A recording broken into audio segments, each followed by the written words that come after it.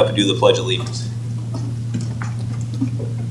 I pledge allegiance to the flag of the United States of America and to the republic for which it stands, one nation, under God, indivisible, with liberty and justice for all. So I know everyone received a copy of the prior month's meeting minutes. Is there any concerns? Nope. No. So hearing no objections, we'll consider it approved. Next item on the agenda is the Pickleball Court, and I will pass that on to our city administrator to discuss. Yes, so, vote is on site. Just go to it. Good evening. So we went out to bid for the construction of the 8 pickleball courts, which is in a formation of 2 sets of 4, joined in the middle by a wide concrete strip. That'll be kind of like a plaza area. So low bid that came back was with G6 Infrastructure, and that was $278,000 in change. Our city engineer is recommending a 15% contingency. Some of that is due to he has never constructed a pickleball court before, and we're also kind of like in virgin territory, so to speak. We've not really put anything in the ground on that side of Rotary Park, on that side of the parking lot. So we're assuming everything is all good and clear, but just in case we run into any soil issues where we need to bring in, do additional soil borings or bring in supplemental soil and or gravel, he wants to make sure that that is covered. We don't anticipate anything on the design side being an issue. It's a pretty straightforward court system. And I think the last 2 pages of your packet show you the configuration, the layout. And you have to make sure you're orienting yourself correctly on here, or you think the courts are going in the wrong direction. But it is like I said, a simple layout. There's going to be 8 courts. There'll be a concrete sidewalk all the way around the perimeter. There's also a fencing around the perimeter, as well as dividing up the court spaces. We'll have a nice walkway coming off the parking lot into that plaza area, and that's where Rotary will have some signage, as well as we're looking at putting in drinking fountains there. As part of our 2022 budget, you may recall we asked for some additional dollars for some amenities for the pickleball courts laid out here, and those would include like drinking fountains, the benches that you see here, and the sunshades that you see here. That would be part of what we would consider our amenities that we would program into this space. The one thing that you'll see at the very bottom is you see kind of like this nice little walking area that's currently not included in the bids, but if dollars remain and are available, that is something that we can add on at a later date, add additional trees around that property and some additional landscaping. A question that came up in the prac this last week was conversations about basketball courts. I know in the original master plan it had basketball courts within Rotary Park. Is that something that's still, if I recall correctly, it came out? That came out of the last master plan update, I believe, Okay. which was for the addition of the pickleball courts. Okay. And that's what I thought. I just couldn't remember. Not to say at a future date that they could not be put back in, towards, this would be the north.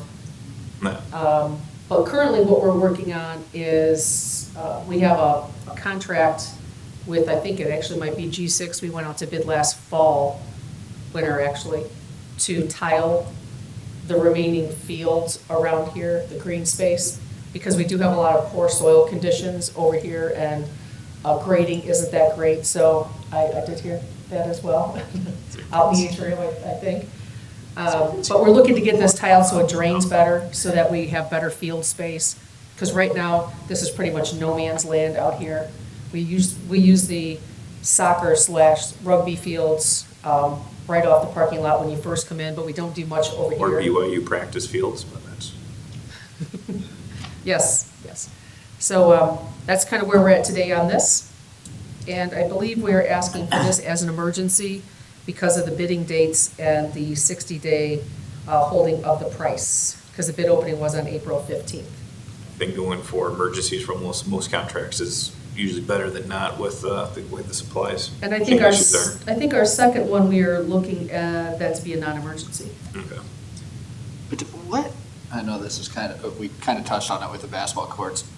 Do we only have those in municipal? I know there's the pathetic one in Bicentennial. I'm not even gonna count Actually, that. I was there on Sunday and I saw two kids playing. I've seen, it's very rare. I've seen it Just also. one-on-one, but You I don't are even know if correct. that's a net. You are correct. The basketball courts at Municipal Court or at Municipal Park are the main courts that we isn't have. there one by the fire station too? There is not one by the fire station. One, or the old one, I mean? I saw people playing basketball during,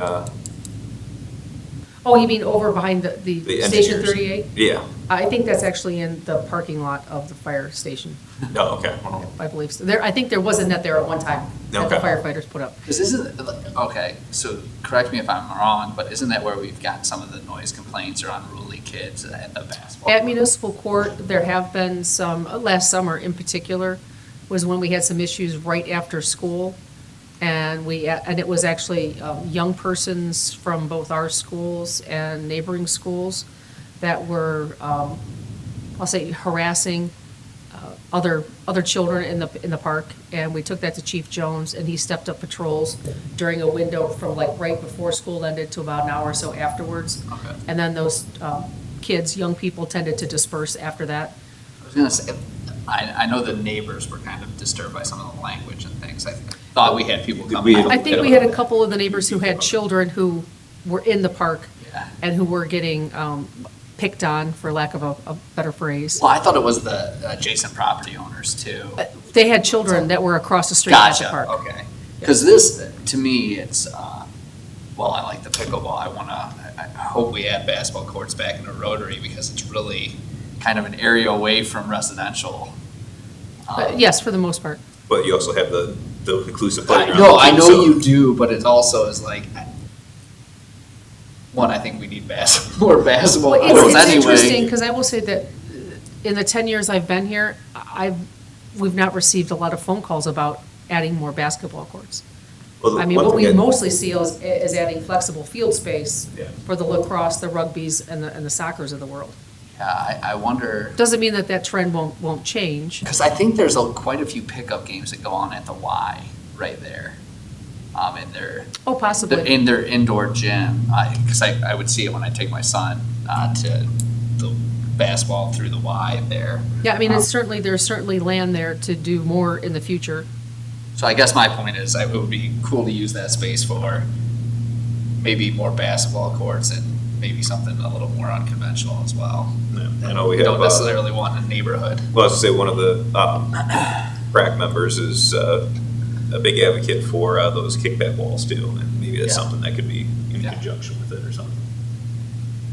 So, but Because I have a feeling, we're getting a little off topic, but. no matter where the basketball courts are, you're going to hear some language. And So it- so what's good about the Rotary Park, though, there isn't a community around it. yeah. Right. So that bad language can take place and nobody cares. If you put it in Rivercrest, they would hear it. Yep. If you hear it in Municipal, they hear it, so anyway. Bicentennial, depending on where you're Yeah, at. that's, yeah. Well, and there's constantly going to be eyes there. There's so many things going on at Rotary Park now that there's going to constantly be a presence too, so. And we're going to make sure this summer that we are stepping up our patrols in the parks, especially in the evening hours, because we continue to have vandalism in our public restrooms. Did you, I don't know if the anti-graffiti paint that was brought to planning and zoning, did Tim pass that along?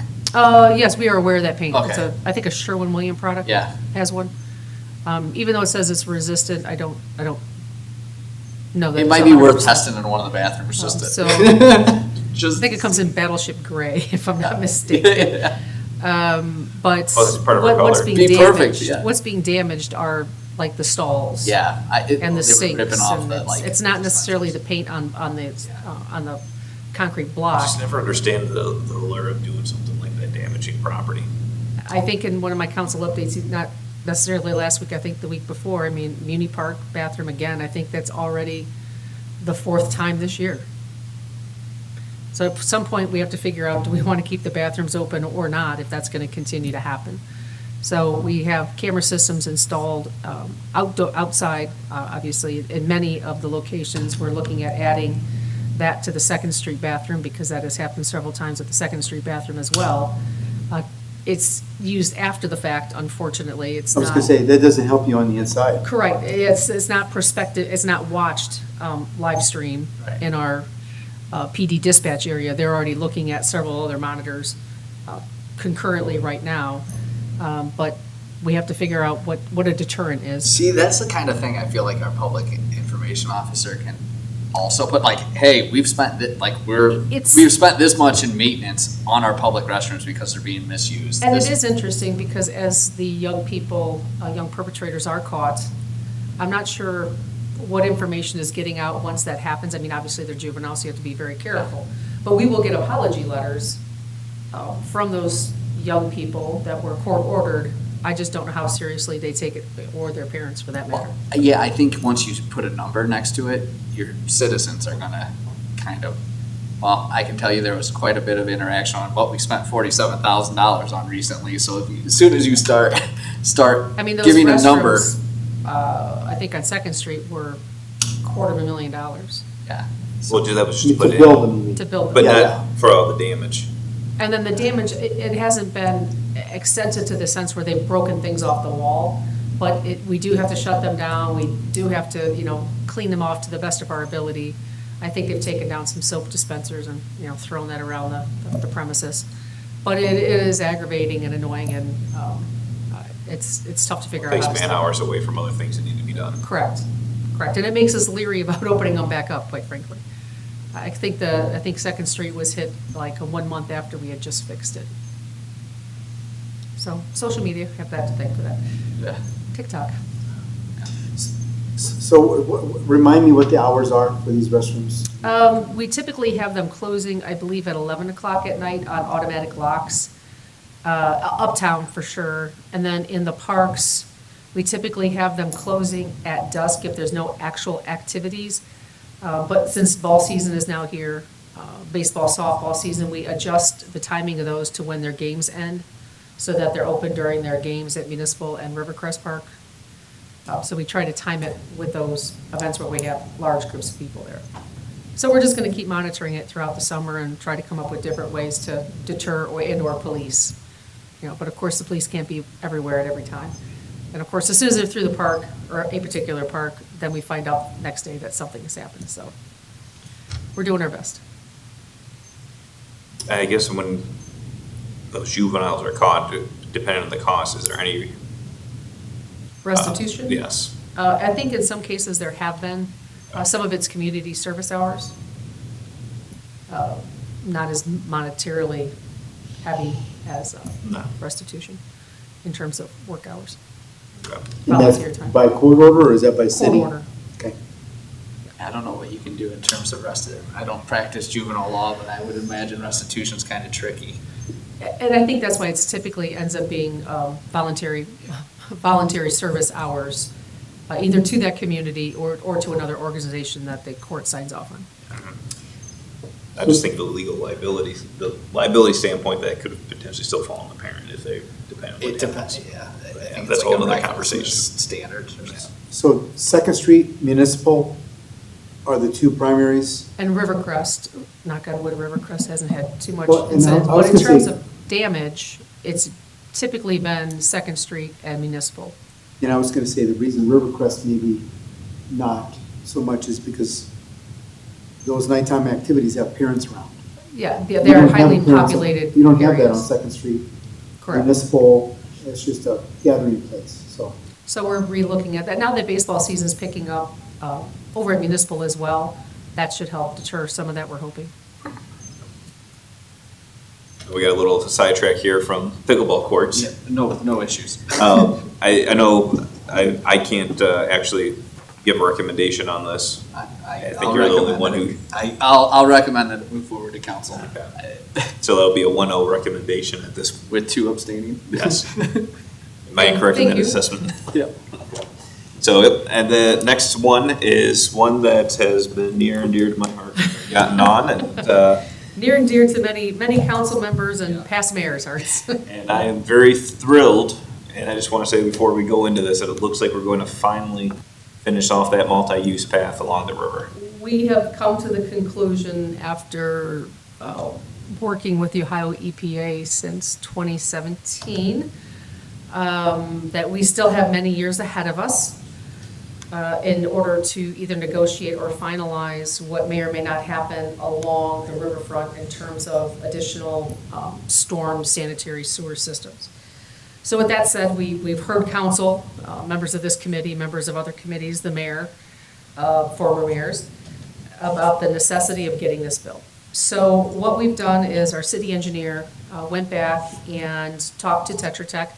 Tetra Tech back in 2009 was engaged by the city to design all 4 phases of the multi-use path along the river. So we re-engaged them and asked them for a proposal to do what is termed Phase 3 in our grant documents, but in actuality will be Phase 4 in terms of the order in which it was built.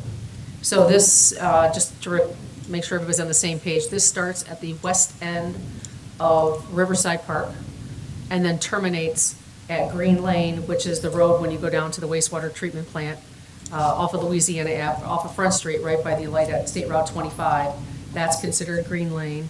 So this is a somewhat challenging section geographically, topographically, because there is a section of property that the city does not own that people have historically used as a pathway, and that happens to be Mr. Belazis' property, who I think you're all familiar with.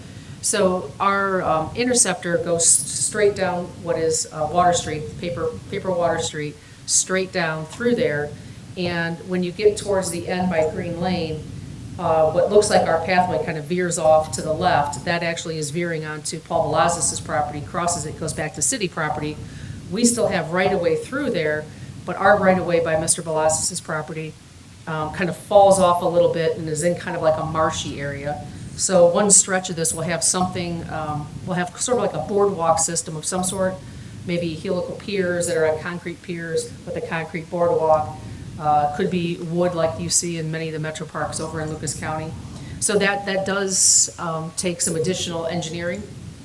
So the price tag that we're looking at, and I think I asked Kate to send you the correct proposal for Tetra Tech. I think in her email to you, she had accidentally put 2 Exhibit Bs for the pickleball courts.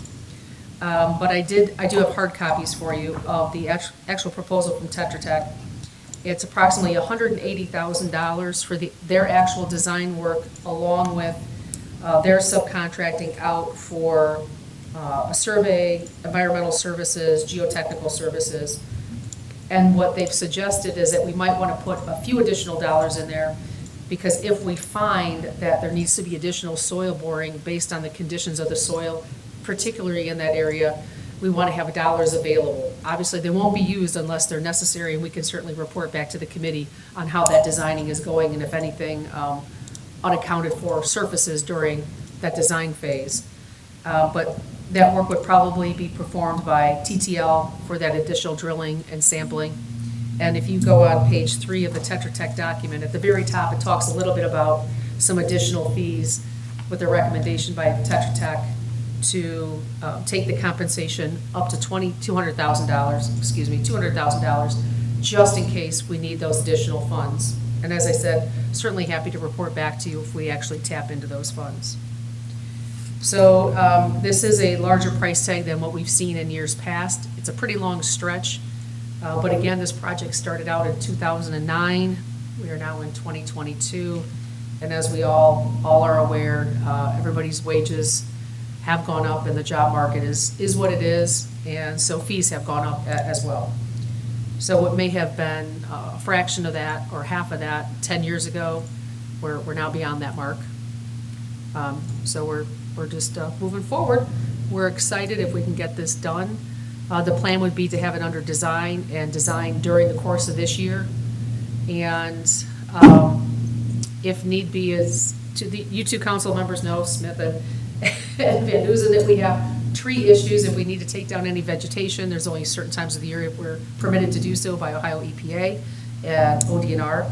So we would like to hit the window that it be designed this year with noted vegetation that needs to be removed, to be able to be removed before March 31st of 2023, and then constructed in 2023. And that's when we would budget for it, is during the 2023 budget. So that's our plan of attack.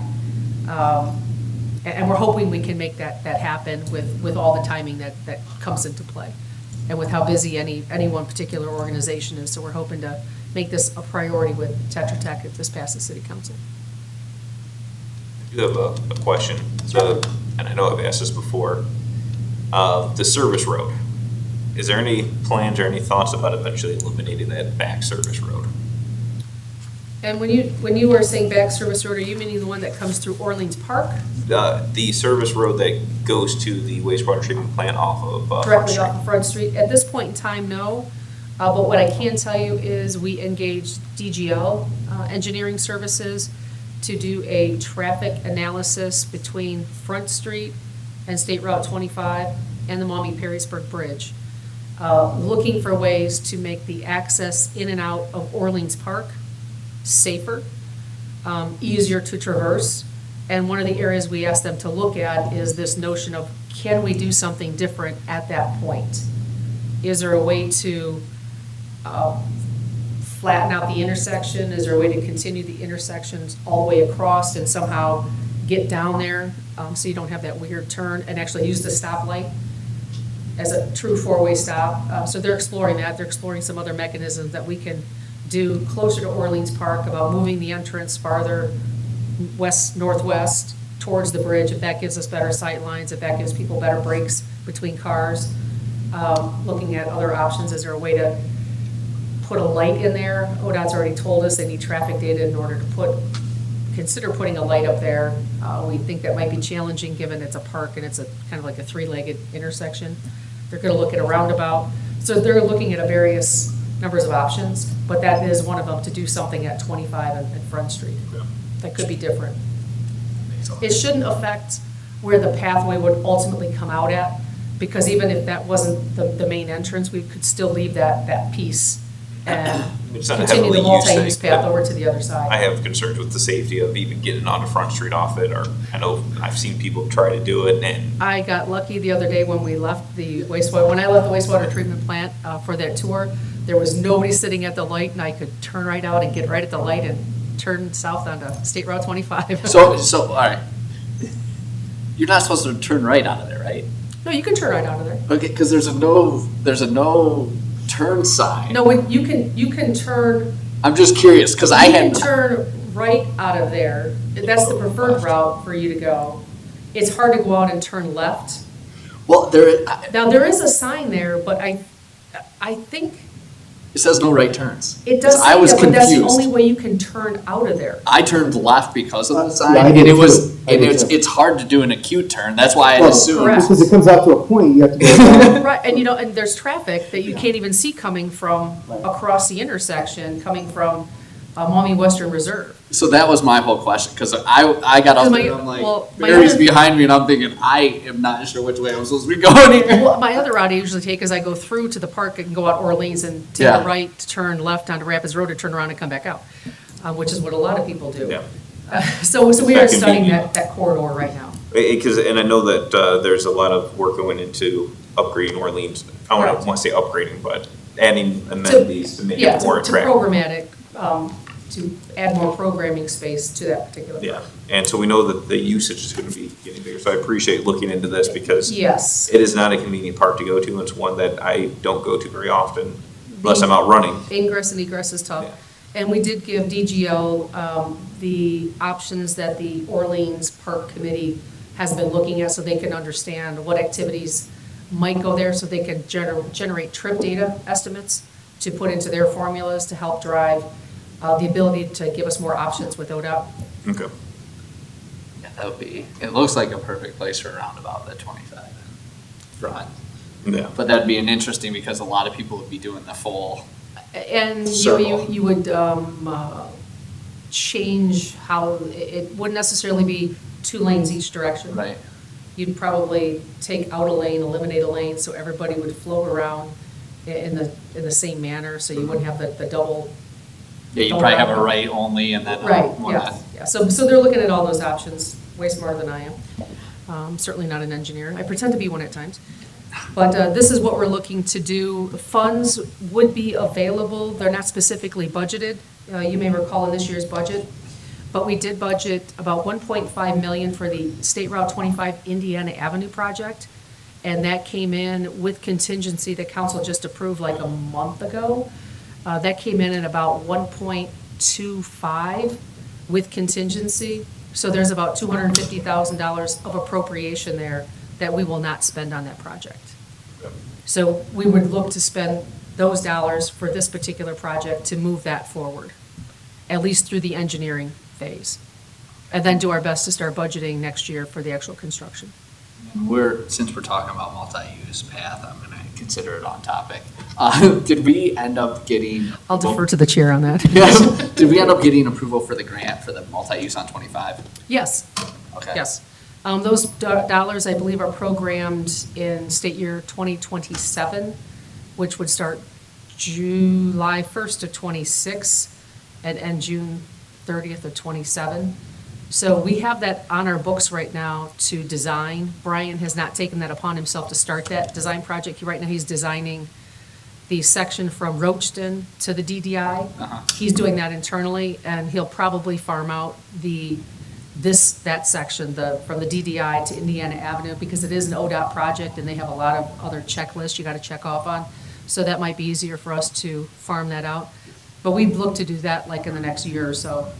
Well, and since you brought up the extra 250,000 in that corridor, is it worth looking into getting Indiana to downtown? I know that's gonna be a contentious topic, but re-examining the one that was originally submitted for the grant. We can certainly, I can find out when the next rounds of those funds are available, and we can certainly bring something to this committee about applying for grant funds for that section. I would love to still see, actually, I'd love to see us create more of a plan on where we're gonna go and have, instead of just looking at one specific section, is have a master multi-use plan for Well, yeah, the city. maybe that's appropriate to start examining on this. I think that would be the first We thing to can do. brush the dust off of the one that we created Oh, that was about when I first got on. 5 years ago.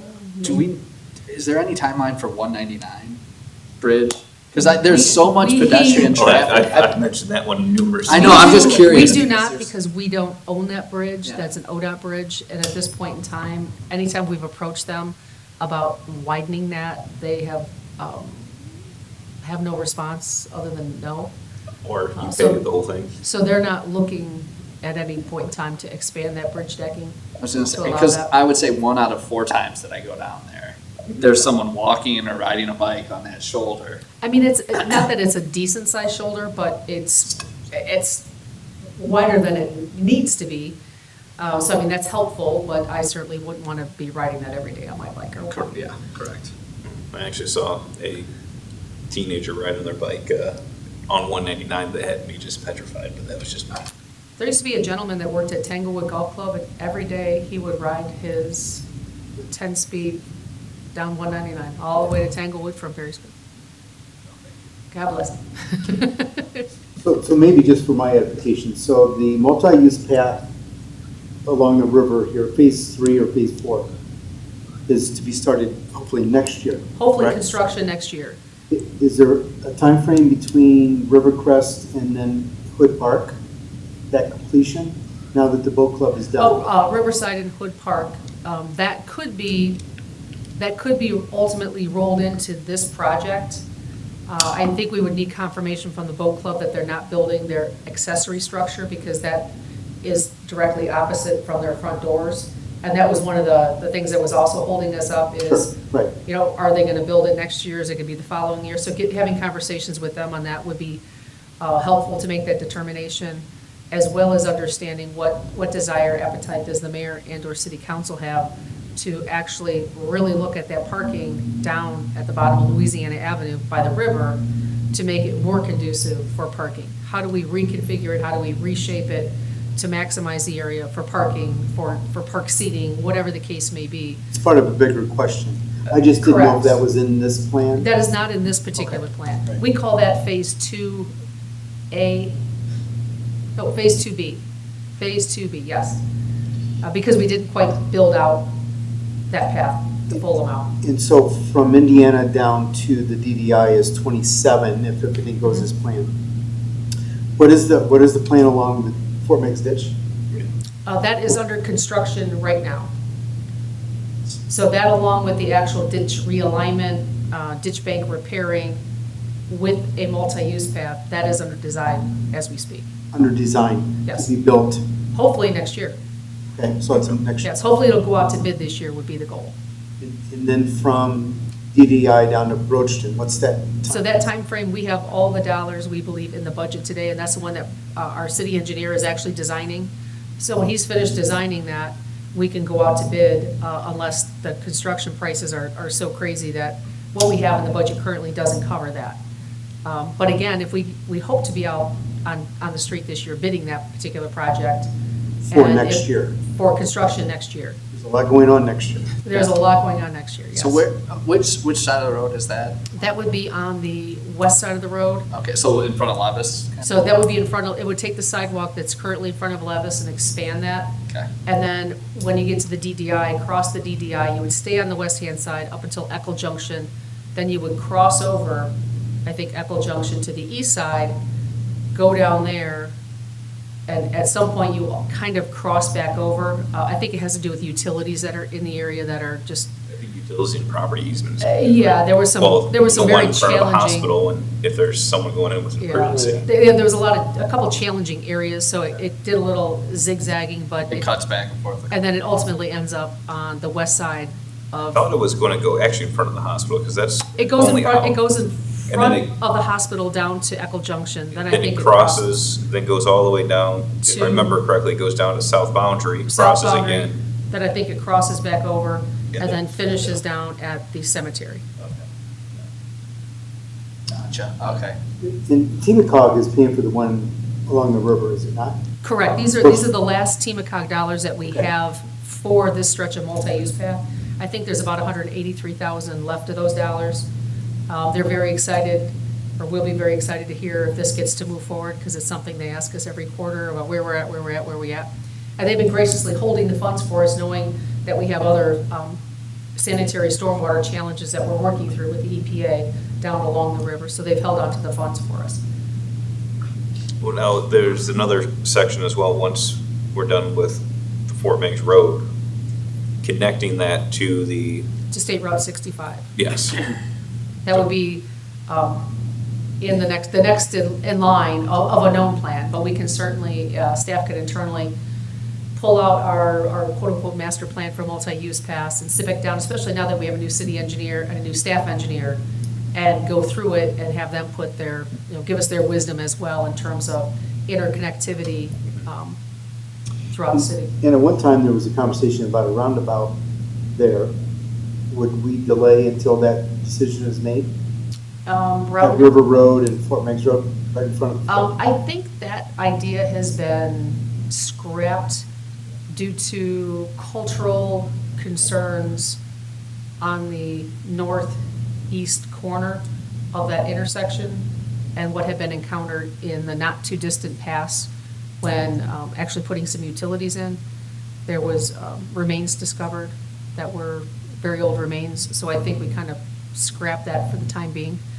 Unless ODOT wants to come through and help us out with that project, we probably don't have the funds or the wherewithal to make it through that process with the Ohio Historical Commission Society. Ohio Historical Connection, that's what. I just know that was on the table at one point, I didn't know. That was on the table at one point. We've not done a traffic count out there recently.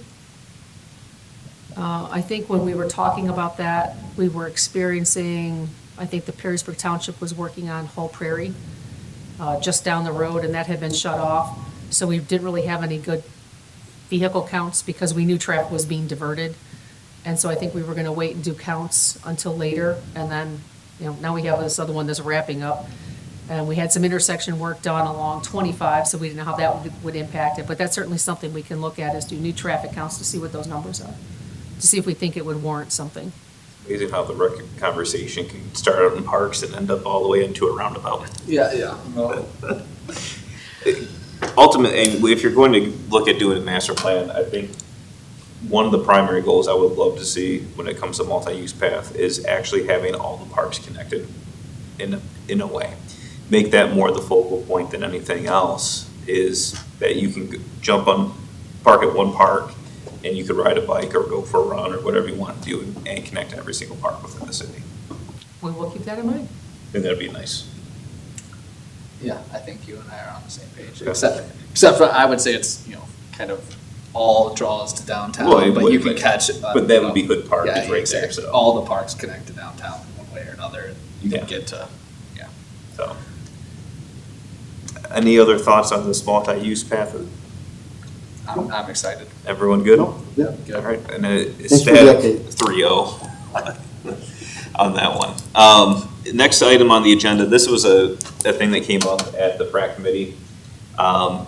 Through the conversation when they were talking about Hood Park and ended up moving to River, it wasn't supposed to be Rivercrest, this was my error when I sent the email to Elaine. I typed in Rivercrest, I don't know what I was thinking Riverside when I typed it in, but there was also Rotary Park that was mentioned as well about adding some additional picnic tables. What the conversation was is people want to go eat along the river, there really wasn't many places for them to sit down and grab a lunch or during the weekends or during the weekday or even early evening to take their kids or family down to eat. And then Rotary Park, what was mentioned with that one is with the inclusive playground. The pavilion there is great, but if it's running out, no one can use the picnic tables. And there was some thoughts of having some more picnic tables around the inclusive playground. So families would, because you can't have food or drink in there, if they have their kids there, they can take them out, grab a bite to eat, or they can go back and finish playing, or they can go and eat first, and then the kids can play afterwards without intruding on families that are using the pavilion. So that was some feedback. I actually thought this is something we should look at it about. What we've noticed over the last couple of years is a lot of people coming to our river parks with Hood Park, Riverside Park. It would be great to have something put in. I can certainly talk with the service director and in the case of Riverside, probably Brody, Yeah. because he helped plan the original park with the Edge Group. And I know that layout. it would be nice to have something that's more aesthetic pleasing in Riverside Park that would fit within that mansion. Like more permanent. Yeah. Are you thinking up on top or down below? So, Or both? I think both, because I think it would be great to have a couple picnic tables at the top that you can overlook the river and something down lower that you could be a little closer to. And when you mentioned Hood Park, or they mentioned Hood Park, what do they refer to as Hood Park versus Louisiana Avenue Extension? I would say let's look at both. Okay, fair enough. Because I don't think that sometimes it's very hard to delineate between the two. Correct. And I know that there is that lower picnic table down there, I didn't mention that. There is currently one there, and I know there's a bunch of benches up at Hood Park proper. I bet there's probably almost a dozen picnic benches, not picnic tables. Yeah. And so I think that would be something that maybe add one or two down there when people grab a bite to eat and they can walk down there or they can walk all the way down to Riverside. We can certainly take a look. I know it's only going to make the trash issue a bigger problem than those, but that's Okay. another thing we'll have to deal with.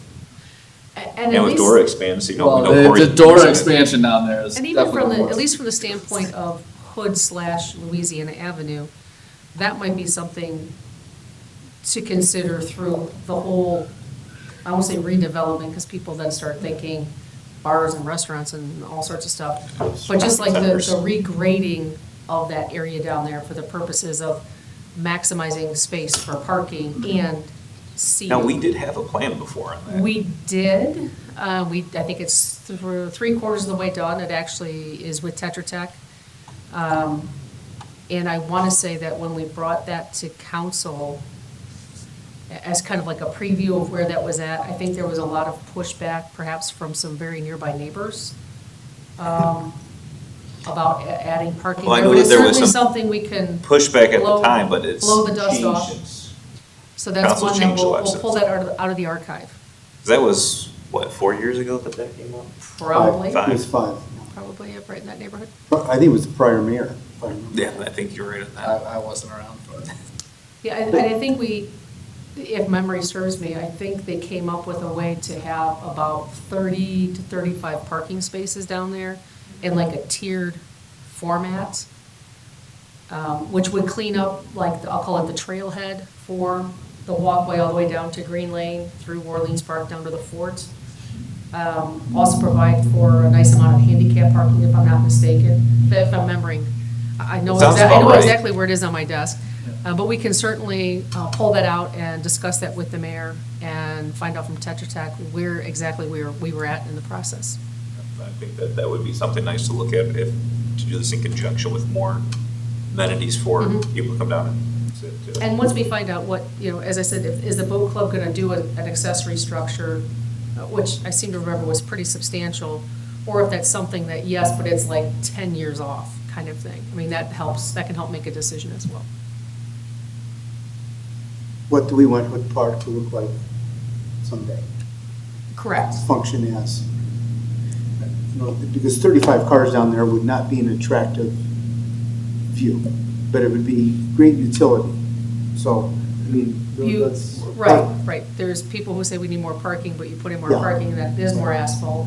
But can it be landscaped in such a way that it's not in your face intrusive? Yeah, your eyes aren't diverted from. Correct, right, what the focal point should be. So we can find out where that was at. Yeah, I know we're gonna be coming up to getting prepared to do the budget here in the next couple of months anyways. Oh, yes. I had that conversation with the finance director today. I think that adding some more picnic tables, it seems to be the residents want to use the parks more and more every year, and especially after the pandemic, has found them, and they want to see more use out of them, and let's find some ways to do that. But I do think the picnic tables around the pavilion, not the pavilion, Inclusive playground. yes, thank you, would be a great addition to have, especially with so many families. I'll task Rob with looking at some possible locations. I can tell you that every day it's nice out there, that place is packed, and I think about taking the kids, and then I realize I'm gonna lose them somewhere in there. I think I drove through on Sunday just to check it out. No, it was Monday. I went through on Monday. I was over at the fire station. And there, even like early mid-morning, it was pretty busy. It's amazingly unbelievable. busy. Yeah. Unbelievable how busy it is. Yeah. I just can't think enough, give enough thanks to Wood County Police for what they did with that. They certainly pulled it off. No, one thing I'll add, since this is discussion part's over, is I know we have those 4 openings on Prac. Has the city thought about reaching out to Wood County Police to see if there's anybody on their board that might be interested in it? I am not sure. The mayor and Elaine kind of tag team that, and I stay out of that. But I can certainly ask. I know that we reached out recently. I think she told me she reached out to Rick Reddick over at the school to see if he had any students that were interested, because he helps encourage young folks to participate on some of our boards with students. But I can find that out Okay. and see if there's anybody that resides in the city of Perrysburg. So just keep that in mind to the other members here. We need to. I can actually talk to the mayor about it, and I can call Ryan and chat with him. We had a flood of resignations this last week.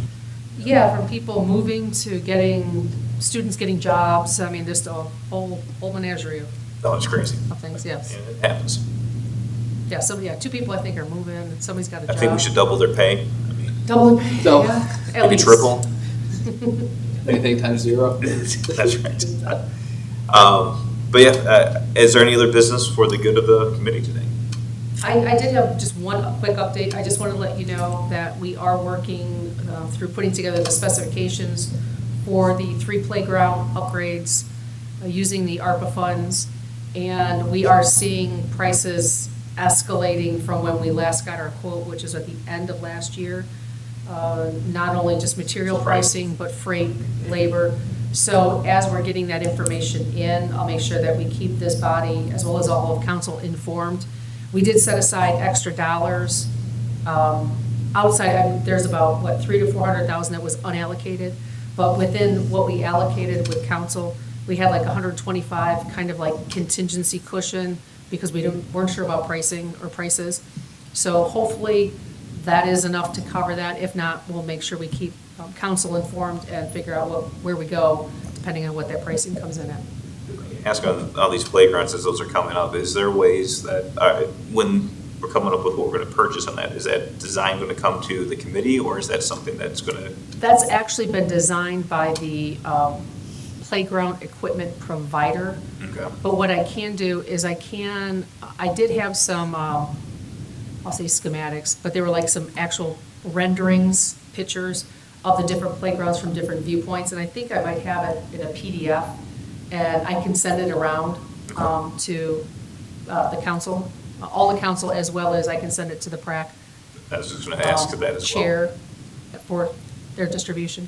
I know that the PrAC wants to have some, at least some, chance to look at it, maybe have some suggestions as well for certain things that they've seen. Because I will say that the city staff left it in the hands of the experts in terms of dividing out the play equipment between two different distinct age groups in each park, and let them put together what they felt would work in our community in the space that we had available. And we gave them general budget numbers. They knew what we were working with. Okay. But we can certainly pass that along. I think the more information, the better for everyone involved with it, so. And I think to play off of that, I really do think this committee, we should try to identify a space for a dog park. I really do. Like with those specs coming, Yeah. I know you and I had a conversation about the fenced-in looks that we're looking at for some of these playground Well- equipments. And I know we've looked in Orleans Park, Circling but that this area right seems a decent distance away. Yeah.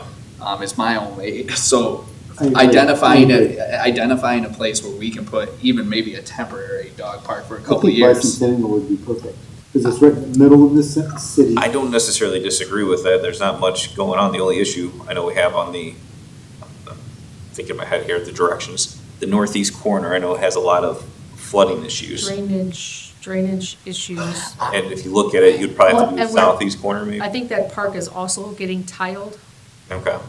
this fall, so that should help alleviate some of that issue. I think whatever it is, it needs to be, so if it's bicentennial, it needs to be publicized that it's there, because most people still don't understand that bicentennial exists. That's my only reluctance there, is I would want it visible so that they know to go there rather than Frank Elementary and let their dog go. And I've seen people do that. Like, I was mean- gonna- The dog park right now, Ford Imagination. no, it's the Fort Meigs. Oh, I yes. mean, because it's so wide open, that's where so many dogs go right now. Yeah, so something to just, until we figure out a longer term or a more appropriate setting, just some open space to let a dog go, I think would be helpful, and I would like to see that on our agenda, or maybe even PrAC giving us some recommendations on it. I think Brett had a conversation on that before. Well, I will say, I gave PrAC's chair, well, at the time, the chair was vacant, so the vice chair and the secretary, I sent over overhead views of all of our park property with pros and cons listed on each one of them regarding a dog park that staff put together, and asked them to look at them as a group and provide feedback, and I've never heard anything back. Is there a reason Woodland doesn't work? What's the con there? But Woodlands, Yeah. we have the disc golf, I was gonna which say Frisbee crisscrosses. golf. But there is a huge I can open see the area. dogs getting really excited In about the that. golf course, there is a huge open But on it the could be, east side. you could find a lot of Frisbees, in there. Yeah. And- Well, I think appropriately. You know, can put the baskets It out. might, will might say- serve a dual purpose. At the PrAC meeting, there was some comments about making the course more challenging at a dog park with them catching the Frisbees out of the air. I think Yeah, that's I gonna be think the most it's like a challenging hazard. one. The challenge will be It's a getting hazard. it back. That's Yeah, right. Exactly. We actually get complaints from time to time from certain neighbors that are on the far east end of Woodlands. They felt they were promised at some point in their lives that there would never be anything to hinder the beauty out their back windows and back deck, and they were much annoyed when the disc golf park came into play. It's certainly something that we've worked with the young gentleman, Rob Ross has, with making the holes a little bit more challenging, putting up strategically some screening of some trees to make it more difficult. So we've worked with the local group these past 2 years on introducing some more challenging holes. I personally haven't played out there. I've walked the course, but I have not. Well, there's that huge open area, right? I would say it's more of the eastern side, but not the school drive. If you come off that a Right, little bit, right. there's a huge open area. I think there's maybe one hole that would touch on the western side as you get closer to the playground, but there is a huge open area that has no trees, has no. Is it by the parking lot? Is that what you're talking about? No. I think it's east of the parking lot. It would be, Well, you're, the parking it'd lot be kind over of- on the east side. it kind of So like. the shelter house, if you were at the shelter house and you just kept going east, when it opens up, so Like right in the middle. I think there's some paths that kind of ring that area. One of the There's- walking paths. If I was to make a suggestion on this, why don't you resend this back to Prac now that Prac's more active again? And out of I the can winter certainly do session. that. And ask them to put that on the agenda for their next meeting, to have a conversation on it. They can come back to us and maybe a couple parks that they could recommend, and we can work in some cost estimates of which, really the big cost is the fence, more than anything else. And staff time. Yeah. It'll be staff cleaning up. We could just say, we're not cleaning up and it's go at your own risk. Because I will say if they aren't cleaned up, staff will not be cleaning it up. No. So hopefully we can get some ideas and suggestions on that, and, you know, if it comes back that if we could, in that email you send over, mention the Orleans Park to see if they would prefer to wait, to see what happened with that as well. Does that make sense? I think Prac was, well, they were invited to the last Orleans Park, and I don't think anybody showed up from Prac. That would be my, Corey, I agree with you about the location at Orleans. Maybe the most available space, but it's Yeah. gonna be underutilized. Yeah. Because it's just so far away. well, yeah, and it seems like we're still specing that for quite a bit of, it seems like it's at least 5 years out. Yeah. The Well, I don't know if improvements it- at Orleans. I don't know, it was McKinley 5 years. Woods, McKinley. it's got trees. I'm not entertaining And that not going one. through that one. Not entertaining that idea. I honestly, I don't think Bicentennial is a bad spot or a bad location either. But I would love to get the feedback from the Prac, and that's one of the reasons we have them, is to help give us some more On the feedback. southeast corner of the bicentennial, is that what you're talking about? No, the southeast has the baseball diamond. Which we, Oh, south, no, Northwest. it's It's northwest. northwest. Southwest seems kind of This is kinda vacant. where I'm it might be the from. northeast. I can't remember I'm visually trying to think of the layout of that park. So southwest, yeah, I think it's southeast is the one that's open, right over by Yes. Dr. McCauley's court. Right. Yes, okay. You think I would have my directions figured out, but I can never remember which way I'm facing it. Depends on which way you come in, because Yeah. it's so different getting in there. That's where I'm thinking of Woodlands Park. This is not proportional at all, but this would be the entrance. This is the path that goes That is around. It's definitely like not X- proportional. X marks. Yeah, yeah, I know, this would be way longer, but it's, Well, there's a parking lot right here. Correct? Yeah, there's one over there. you were Off the talking about the drive. school? No, there's Yeah. actual a parking lot. Yeah, it like does a loop Yeah. over here. But this is, That I think is the school's parking lot. there are no trees or anything, and the disc golf course kind of goes around it, and then it comes back into here at some point. But this is all open area, No. so. And it's visible, people will know it exists without. I'll be having honest, to- one of my hesitations with the fencing around some of the playgrounds is that people use them for their dogs, and hopefully we keep them open enough that it deters them from that. The Three Meadows pond fencing we're working on now, and it has a portion that's open away from the pond. So we heard what you were saying, and we concurred with your concerns that if it's totally fenced in, it's gonna be used for a different purpose other than the intended purpose. Yeah. Unfortunately, I've seen that in almost every place that has a fenced-in playground.